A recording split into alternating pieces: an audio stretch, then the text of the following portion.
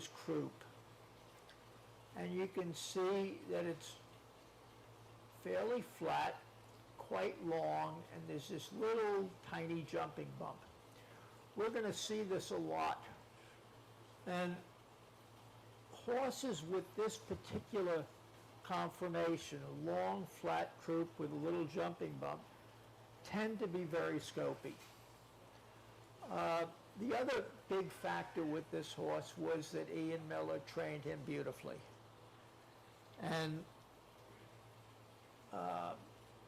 if you look here, basically the square of the croup, the higher what we call hip bones, you can see them here.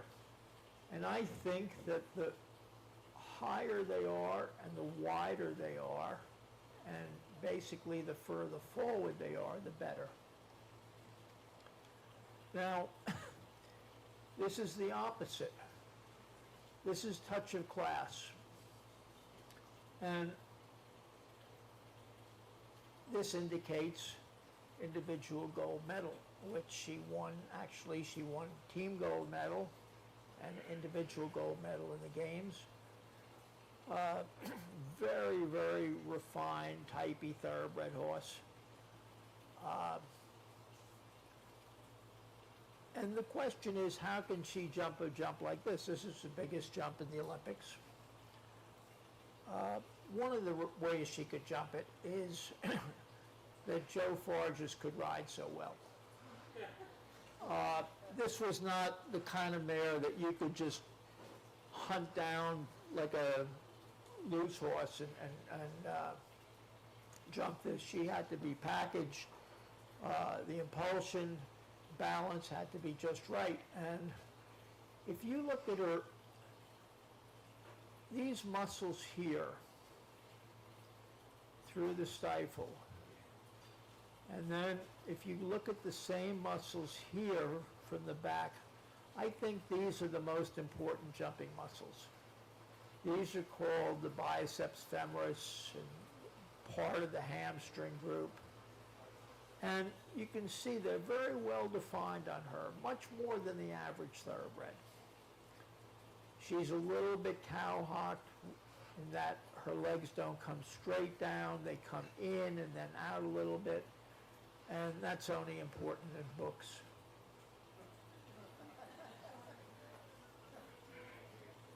This was another giant horse. This was San Lucas, this was Frank Chapeau's mount. Wonderful cup horse, wonderful puissance horse. And he was almost 18 hands. He was 17.3. One of the things that he has is you can see the point of his buttock sticks out here. Not as much as some horses, but I think that that's a very good thing. And you can see how high these hip bones are. If you look at the approach, and we're going to talk about this a fair amount later, but let's see if we can blow this up a little bit. You see how four-beat that horse is, but it's four-beat the opposite. Usually when we talk about a four-beat horse, we're talking about a lazy horse who's landing, has both front legs down before his hind legs are up. This is the opposite. This is a horse who's super collected, super engaged. His front legs are both off the ground and his hind legs. So what's happened is that this diagonal, the right hind, left front diagonal, has been broken up from the tremendous collection. And if you're going to jump big jumps, that's what you're going to have to do.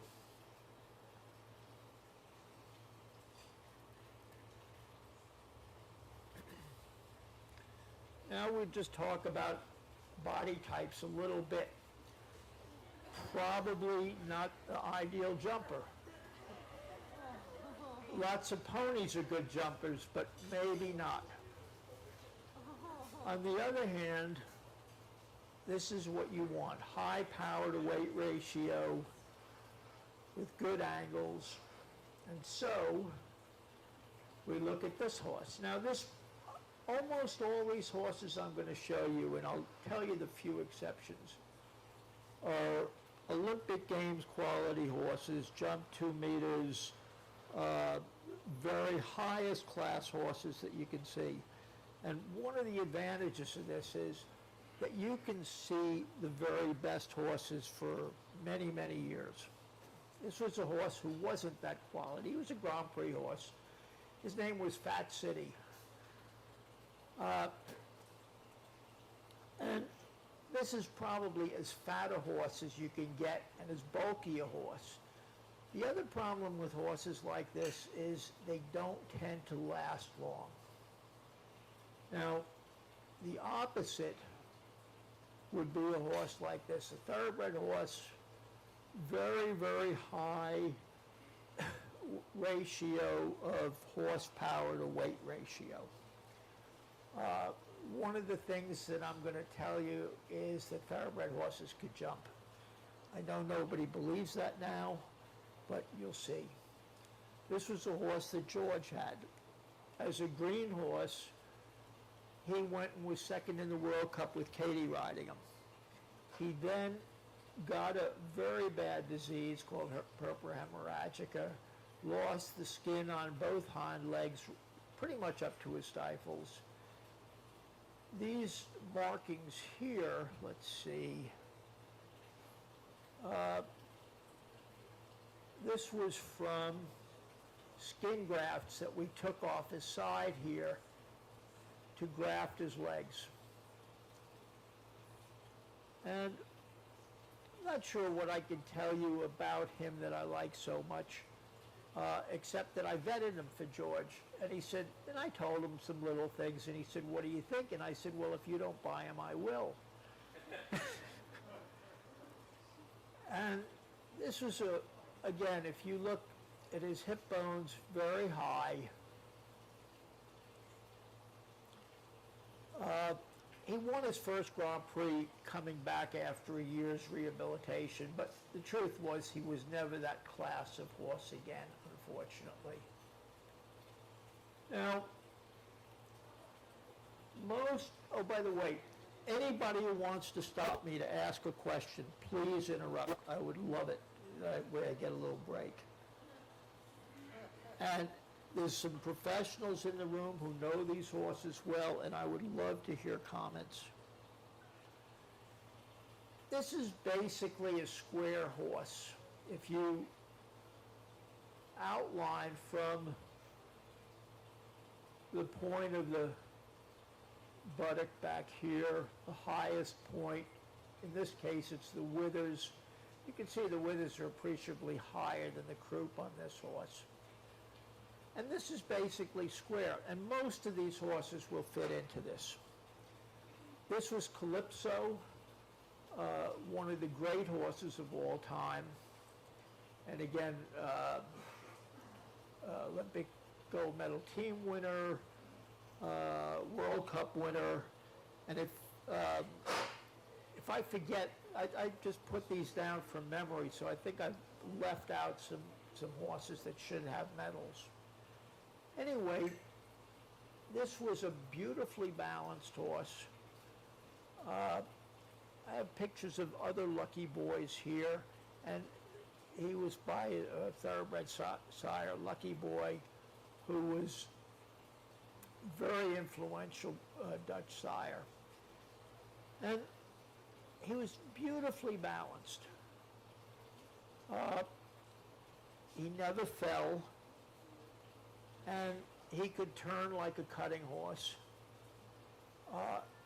Melanie rode him from a pretty good gallop, and he could handle as much speed as she asked him to. Great length here from the point of his hip, we'll get down to exactly what that is, all the way back to the point of his buttock. I think length from here to here is very important.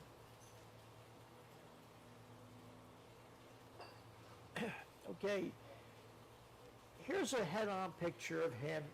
He had a pony face, he had a pony mind, And we're not talking about horses' minds, but we all know how important that is. There's plenty of horses that can jump big jumps that have bad minds and are not useful horses. You're going to see a lot of this jump. This was the most dangerous jump I've ever seen in a horse show. Some of the very best horses in the world fell in it. It was away from the end gate, and it was filled with brush, and horses would try to bank it. And this was at Hickstead, and what finally happened is George had a fall and broke his neck, and then Dougie Bunn cut the hedge down the next day.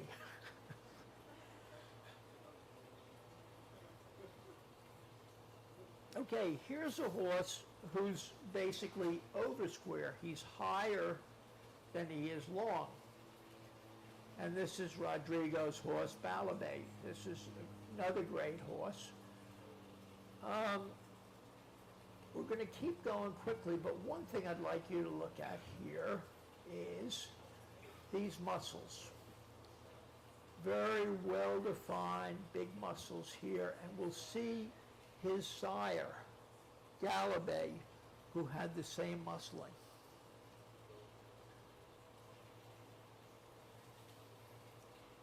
Again, big length from here to here. Tell you who very long from here to here was Michael's horse, Barbara, who died. Now, here's an interesting thing. A lot of people now I see stay forward and a little bit through the combinations. So George, I have a question. Here's a question I have, George. Here we have Rodrigo, and he is going to stay back and keep his body back through this one stride, right? What do you think are the advantages and disadvantages of doing that and being able to do it both ways, staying forward or staying back to rebalance a horse? Well, obviously it's very tight, and he has to shift back the legs, of course. Yeah. So I think people need both moves, huh? Oh, yes. And Very, he has many seats. Rodrigo has many seats.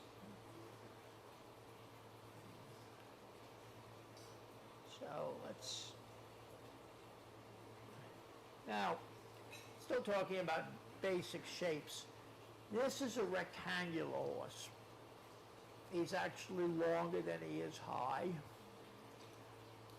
This was the first of the sort of modern German horses, even though he looks like a tank. He was much more refined than the other horses. Can we get that light out? It's just really messing things up. Anyway, this was Ramon, won the World Championships. And if we want to see what a real rectangular horse looks like, these are saddle horses. And you can see that's a whole different look than the horses we're looking at.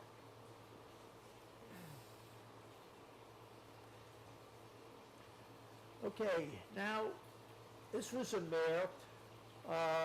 Ludwig Bierbaum saw her as a young mare, or Philly liked or thought that she reminded him of Touch of Class. So he named her Classic Touch, and he won the gold medal, individual gold medal. And it was actually pretty interesting because, well, let's not waste too much time, but let's look at her.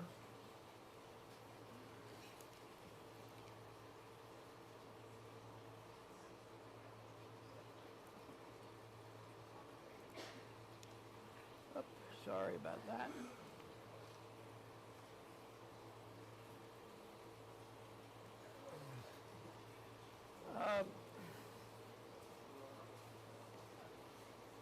to say something here. Unfortunately, I can't see this. Okay, good. This is a German mare. She was very hot. You can see she's very uphill and then she's much higher in a wither. People talk about horses having good muscling in the gasket. And if you look at her, she sure doesn't look like she has that.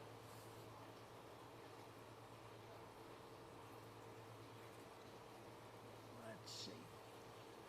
But if you look at her from behind, you can see that she has a much more prominent muscle than you'd guess.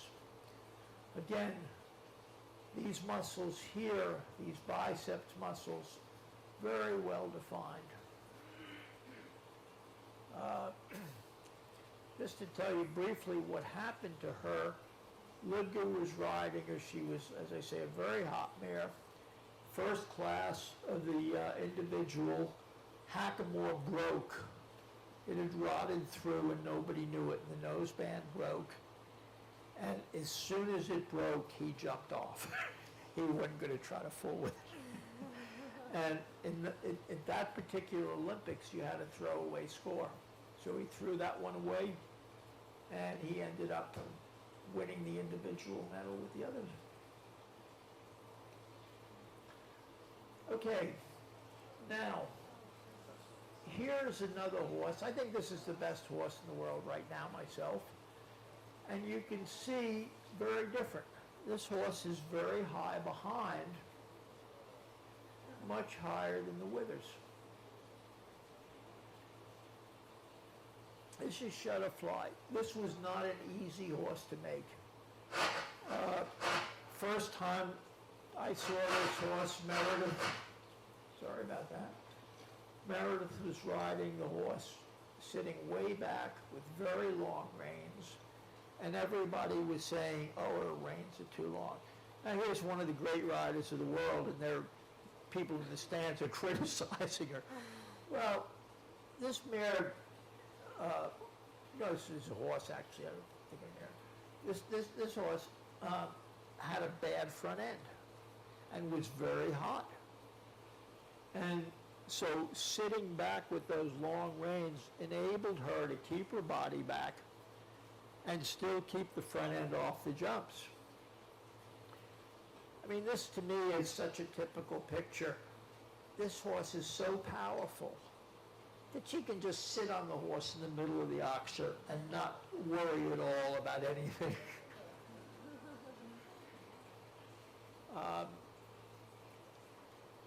And here, she fell off. She was going to look like she was going to win the World Cup, this last World Cup. And here's what happened. Look, here's the landing. She's in a perfect position. You couldn't get any better. And he locks up with his hind legs. That's not a typical picture. You don't see horses land with their hind legs straight like this. Locks up, stumbles in front, almost goes down. Look where his knees are. And he turns left and she keeps going right.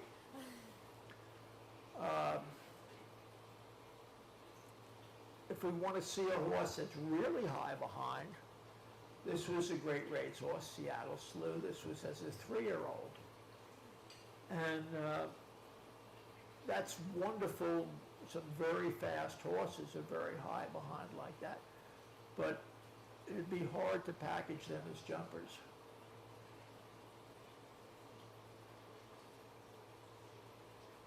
Okay, now, I don't know if you've been noticing, but a number of these horses stand with their legs back like this. You read the books and they'll tell you this is a terrible thing. It makes the horses choppy to ride and unsound and unsafe because they can fall down. Well, you will see that a large number of wonderful horses stand like this. This is Sapphire. Now, we will just see the next picture of Sapphire.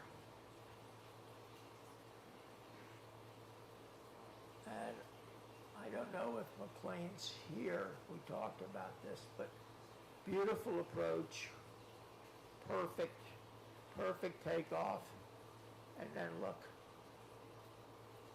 that rail is down. And that's a very disappointing thing. Horses have to try and miss the fences. Now, I think that when horses stand like this, with their legs in front of them, it's frequently an indication that something's bothering them. Now, the saddle horses are trained to do that. This was Ann Krasinski's mount in the 92 Games Cannonball, and he was suffering from a fetlock problem at the moment, and that's why he's standing like that. So, the next thing that we're going to talk about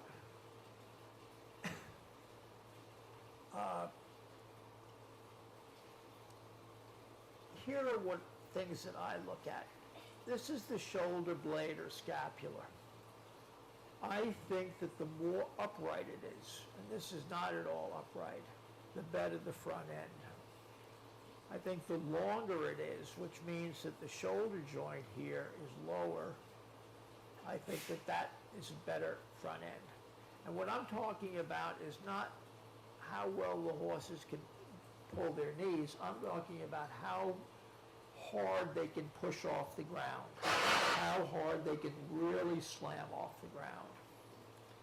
This muscle here, in the back of the shoulder, this is a triceps muscle. This is the same as the muscle in the back of your arm. And this is the most powerful muscle to extend the elbow, and that's what pushes the horse up in front with the front legs. So I want to see a great big triceps. Here is the point of the hip. It's also called the tuber coxae. Tuber just means a protuberance. So that means the protuberance of the hip, of the pelvis here. This is the jumping bump, or tuber sacrale, which is the protuberance over the sacrum. And I know that Tim gave you a lot of anatomical terms. This is the tuber ischii, which is the protuberance from the ischium, which is actually the seat bone. If horses rode, this is what they'd be sitting on. And these are the muscles. They start way up here and come down here, and you can really see them in back of the stifle. And these are called the biceps femoris. They're part of the hamstring group, and I think that these are the most important jumping muscles. So, now, here's a bad horse. This horse had a bad mind. Huge ability, maybe as good as any horse I've ever seen. He jumped, I don't know, 7-8 very comfortably. And I saw him at home when he was relaxed, and he was fantastic. And he got to the horse shows, and he was very disappointing. So what can we see about him? Huge big wither. Almost all good thoroughbred horses have a very prominent wither. If they fall and break their wither, it doesn't interfere with the jumping, even though it heals much flatter. This is a long-necked horse. That comes out a little bit low. You'd like to see it come out a little bit higher. Shoulder joints quite low, and you can actually see this is his scapula, his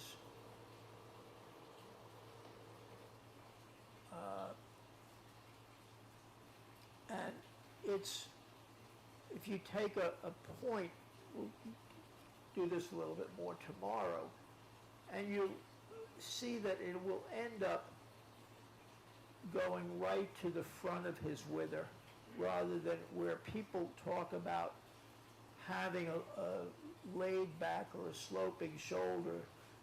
They usually take a line from the point of the shoulder here, which is where the joint is, back to the back of the wither. And you can see that's a very different angle. We'll look at that some other horses. Big triceps muscle. Very, very wide from here to here. These are the biceps muscles. And same thing here. High hip bones. And as I say, unfortunately, a terrible brain. So we'll talk a little bit about necks.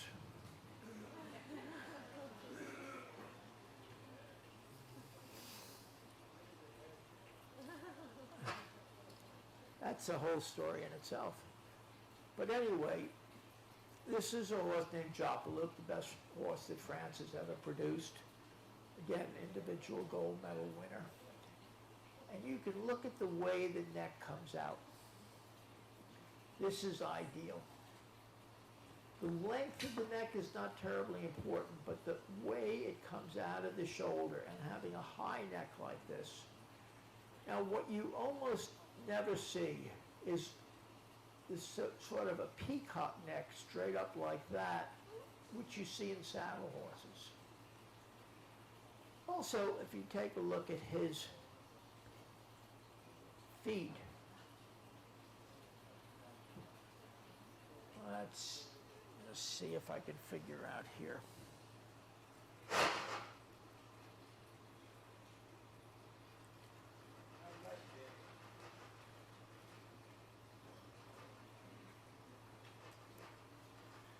Okay. Big boxy feet.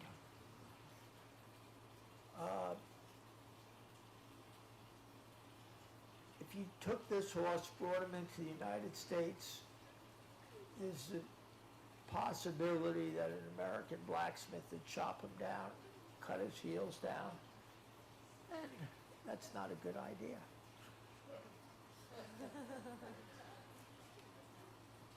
So,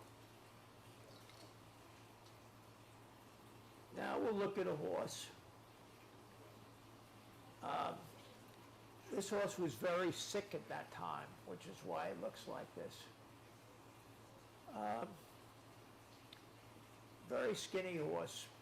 And even though he's high-headed, you can see, I think, that his neck comes out here very differently. It comes low out of his shoulder as opposed to Baloubet. It comes high.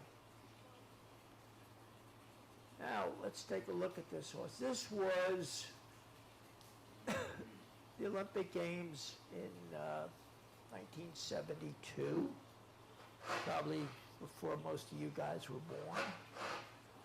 born. And these were big jumps. This was oxer vertical, and in the Nations Cup, which, okay, he probably had, 100, 150 rounds, something like that, there were only 3 clears in the whole thing. He had one of them. Now, this is not an ideal hock conformation. But horses who are made like this are made like the gazelles, and some of them can really jump. Remember we talked about a very long, flat croup with a little jumping bump here. This horse had as much scope as almost any horse you'd ever want to see. Because his neck came out of his shoulder so low, he didn't have a good front end. He was very slow in front. He would not be a wonderful horse show horse today. He couldn't run at the jumps, but he could jump anything you could build. This is my favorite horse forever and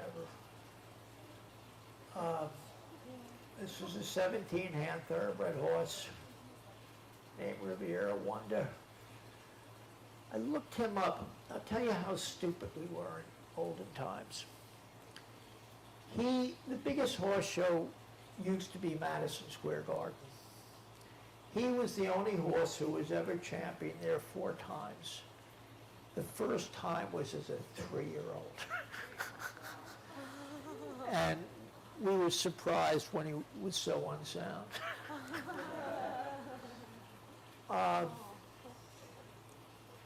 He had the longest shoulder blade of any horse I've ever seen. You can't really see it well here. And see how he really sticks out here? And again, this is, obviously an old black and white picture and it's hard to see anything. But from here to here, tremendous length. He was like Gem Twist with big scope and could jump probably 6 inches higher than Gem.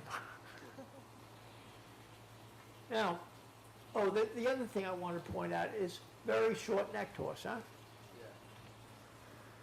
Yeah. So I think not a big deal. Here was the rider who rode him in 3 of his championships.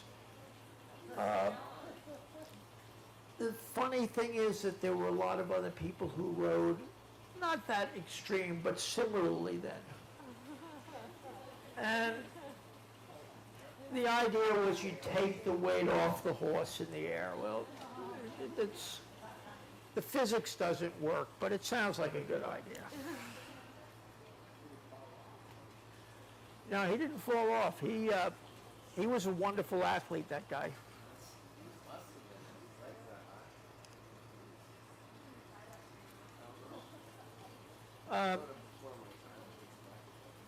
Here he is. That's a rider that if you don't know who he is, you should find out and read his books. But this is Bill Steinkraus, who was the greatest rider of his era in this country. And a wonderful stylist. Now this is a horse who was not a legitimate Olympic Games horse, but he was a Pan Am horse. And look how short his neck is. Now, you probably wouldn't buy a horse made like this, but the fact is that in spite of this tiny little short neck, he jumped well enough to be a contender in the Pan Ams.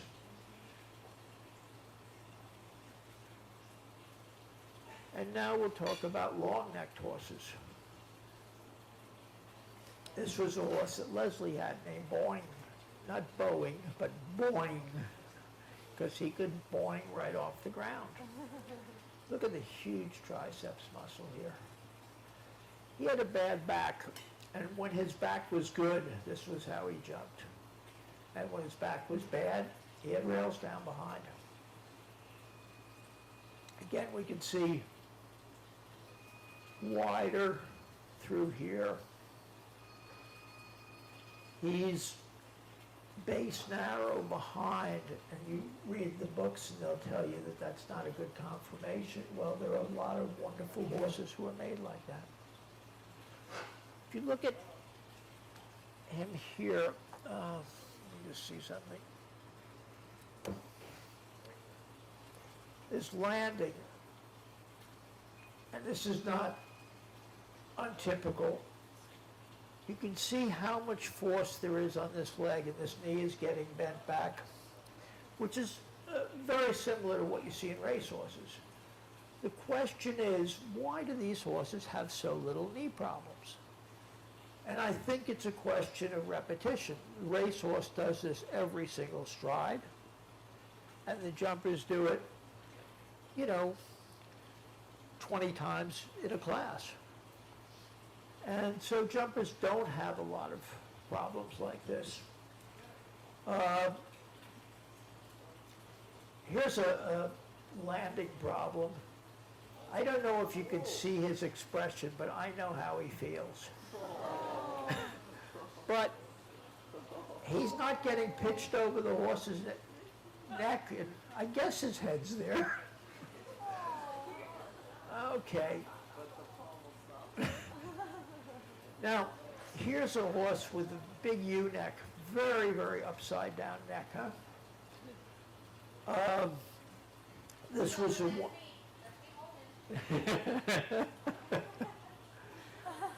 this was a wonderful horse. He was an Argentine horse, very difficult to ride. Lori, how old did he get before his mind settled down? Oh, I guess late teens. After I got him.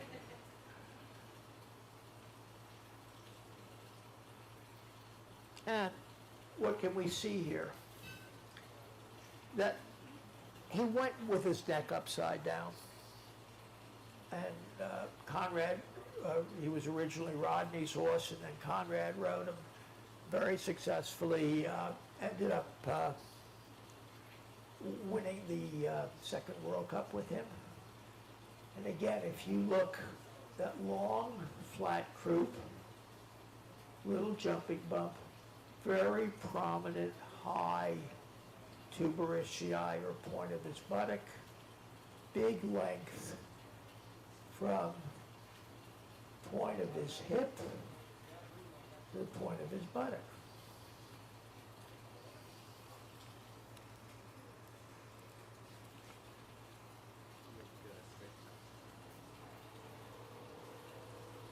And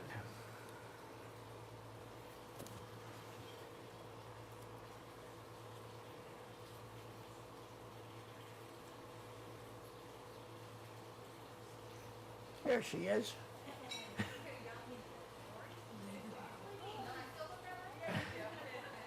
So again, fairly wide, fairly square, big muscles through here, which is basically what I want to see from behind. What do you think is more important, the muscular development or the skeletal structure? Question is, what's more important, the muscular development or the skeletal structure? Well, we'll look at that a little bit later, but I think the ideal is when you have both. You can get away with less muscle with certain skeletal types, and we'll look at a horse like Chef to see that. But I think that it's to be aware that very few horses can get away with less muscle.